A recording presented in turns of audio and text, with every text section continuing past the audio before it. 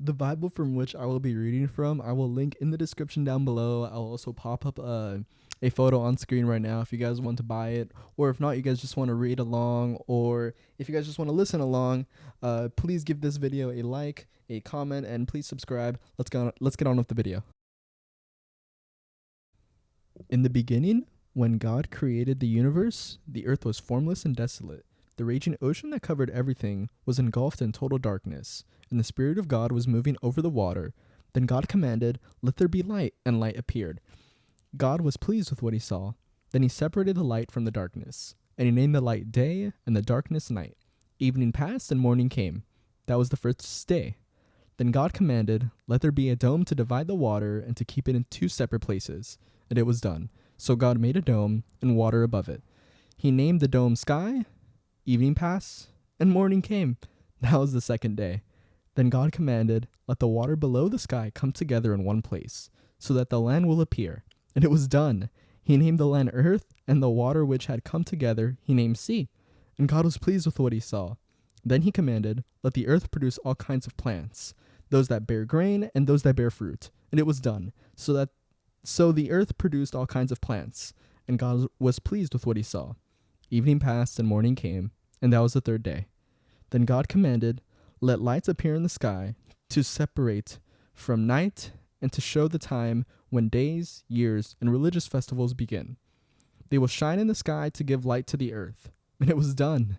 So God made two larger lights, the sun to rule over the day and moon to rule over the night. He also made the stars.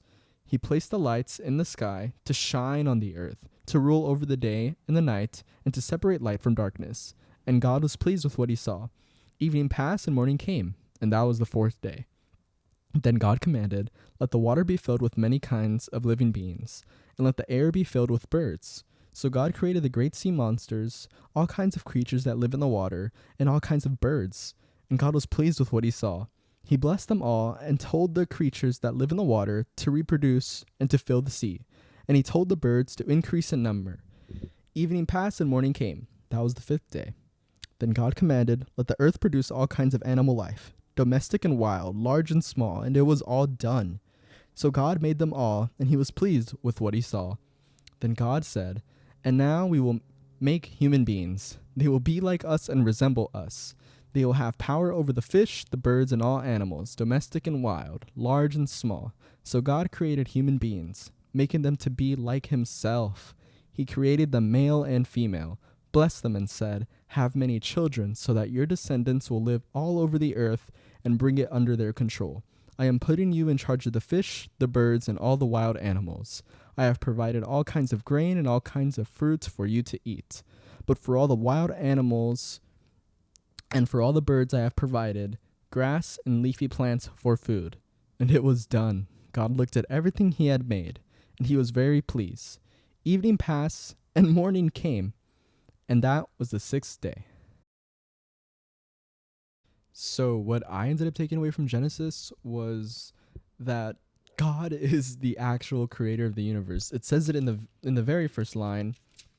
I saw that it said, "In the beginning, when God created the universe." So I feel like there, the mystery of how the universe was made is kind of solved as I see that. Well, it's God who made it. It literally says in the first page of the Bible, the first words of the Bible. That's what it talks about.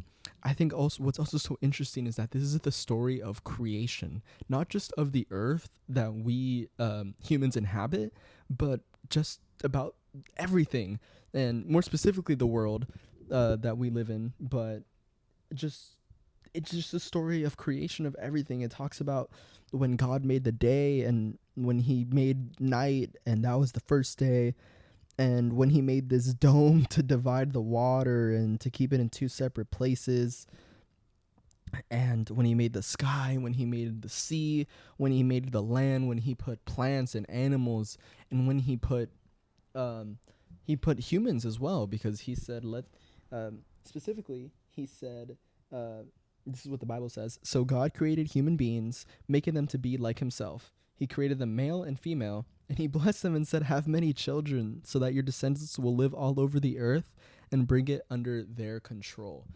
And so what's so important about this is I feel like when God created us, that's where he grants us free will. We're going to move on to more chapters of Genesis where we see that it talks about the Garden of Eden, right? Adam and Eve, where God kind of gave them free will. He gave them this beautiful place in the Garden of Eden and told them, well, do whatever you want, just don't do this one rule. And that kind of rule was like sin. So, but we ended up betraying God and his word. And also chapter 2 begins with this, where it begins when God took the seventh day and he took it as like a rest day. And that's really beautiful. And I want to speak on that for a little bit because it's so important. I feel like that might be a sign, or that might be something that we should keep that day holy. And that is one of the commandments, right? Keep the day of the Lord holy. And that is typically associated with Sunday. In the Bible, it talks about the Sabbath. But that day of Sunday is our day of rest. It's the day where we should just calm down, relax, focus on God, focus on resting, and prepare for the week ahead, right? And I feel like that was just so beautiful.